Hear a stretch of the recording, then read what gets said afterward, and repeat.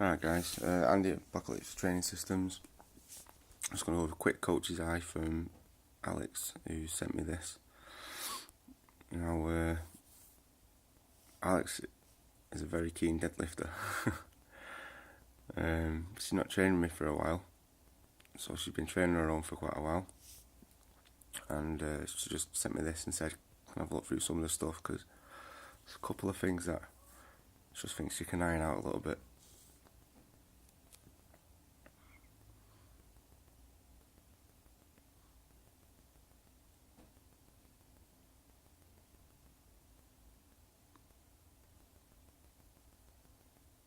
Okay.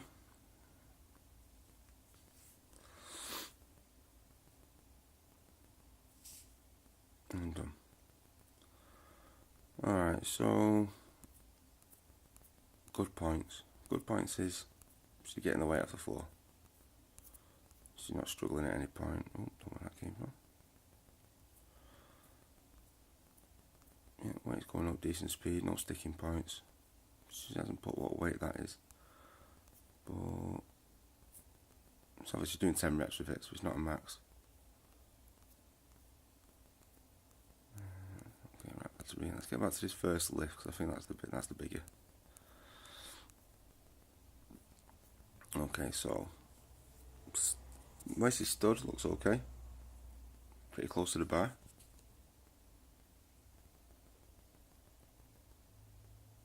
Slides the hips back first. So that allows for her knees to stay vertical. Once looks good. Head position, possibly down a little bit, maybe looking down that way. Yep. So her eyes are out following the blue line, just keeps her back more neutral.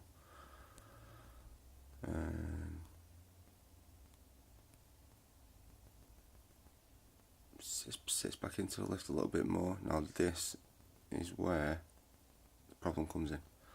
So it sits back into it. I kind of advise people, because if you just sit back and bring the shoulders in line a touch with the bar, yep, that looks good. And if you sit back also, it loads up that posterior chain a little bit. Now this is where we get a bit breakdown. Well, a very significant breakdown. Yeah, so all that straightness that tension that she's got there,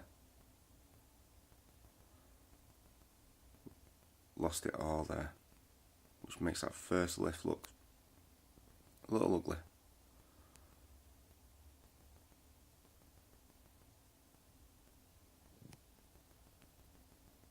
It only gets worse, because now she's lost tension.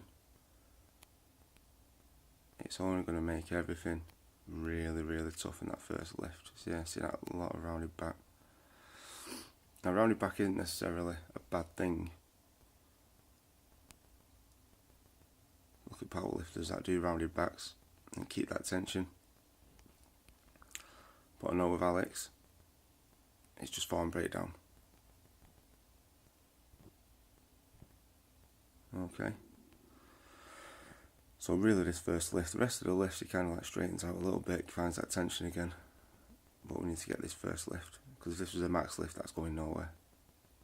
And she probably knows that's why she sent me the video. Alright, so a couple of things to address.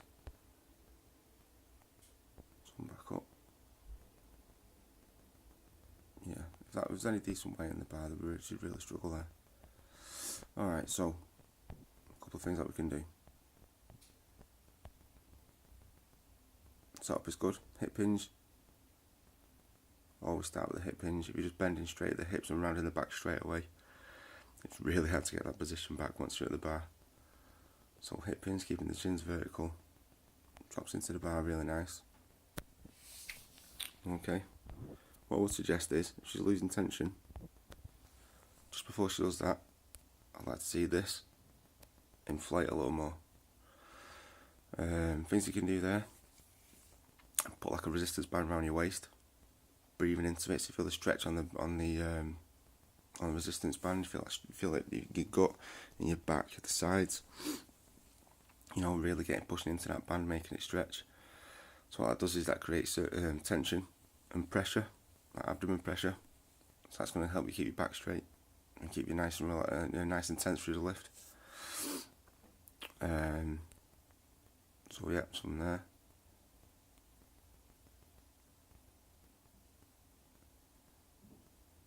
Once you're in that position, I'm going to go back to the old squeeze the lemons trick.